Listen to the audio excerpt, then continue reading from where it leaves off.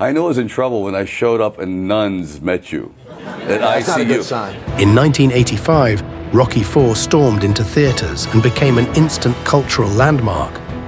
It was more than just a movie.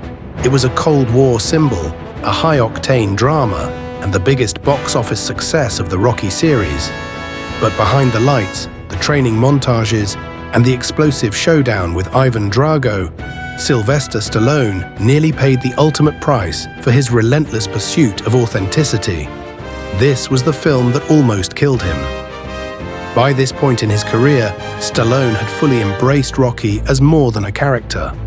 He wrote the screenplay, directed the film, and starred in it. Rocky's struggle against impossible odds mirrored Stallone's own journey in Hollywood, and that personal connection fueled his obsession with making every detail feel real. For Rocky IV, he wanted the fight between Rocky Balboa and Ivan Drago to be the most intense and believable bout ever put on screen. Dolph Lundgren, a virtually unknown Swedish actor at the time, was cast as Drago. He stood 6'5", weighed around 250 pounds, and had the physique of a comic book hero. Stallone knew that pitting himself against such a towering figure would be cinematic gold.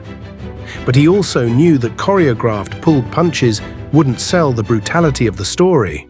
To capture the raw ferocity he envisioned, Stallone pushed Lundgren to hit him for real. Hard, fast, and without hesitation. I had seen the Hagler-Hearns fight, and I went, forget what we've been practicing now, Dolph. I want you to get out there and just try to clock me, knock me out. And I'm like 5'10", he's like 6'12". Okay, he's beyond height. It was a decision that nearly ended his life. During one take, Lundgren unleashed a devastating blow to Stallone's chest. The punch drove his heart against his ribcage, causing it to swell. An uppercut caught the ribs, which hit the heart against the rib cage, and it's a thing called a pericardial sac. He said you usually get this in head-on collisions. I said, well, close. Within hours, his blood pressure soared to life-threatening levels, and he was airlifted from the set in Vancouver to intensive care in Santa Monica. For several days, doctors kept him under constant observation. Stallone later recalled, "They thought I was going to be talking to angels." Production came to a grinding halt. We shot the Russian stuff, and I came back to LA, and everybody's the producer's like, "Hey Dolph, you got 2 weeks off." Yeah. Oh, nice. Why? Sly's in the hospital. Yeah. The star, director, and creative engine of the film was suddenly fighting for his life. After nearly a week in the hospital, he returned to the set, battered but resolute. Not only did he continue filming, he left the very scene that hospitalized him in the movie. To him, that moment of danger wasn't something to hide. It was the essence of what he wanted the audience to feel.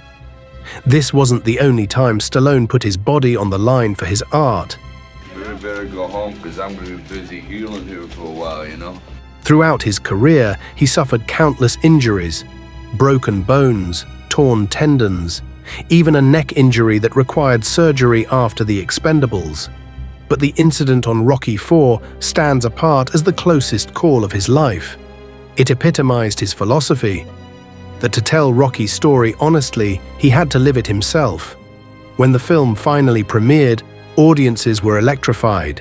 It grossed over $300 million worldwide, making it the most successful Rocky film and one of the biggest box office hits of the decade.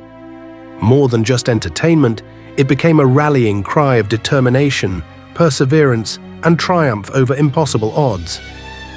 And tucked inside that story was Stallone's own brush with death, a reminder that the line between fiction and reality can sometimes be dangerously thin. In the end, Rocky IV was more than just a movie about a fighter who wouldn't stay down. It was also the story of an actor, a writer, and a director who refused to compromise his vision, even when it meant putting his own life on the line. And that one brutal punch from Dolph Lundgren didn't just nearly kill Sylvester Stallone, it immortalized him, binding his legacy to the very spirit of Rocky Balboa, taking the hardest hits and getting back up.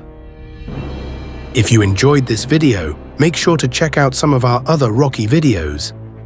I'll link the playlist in the video description below.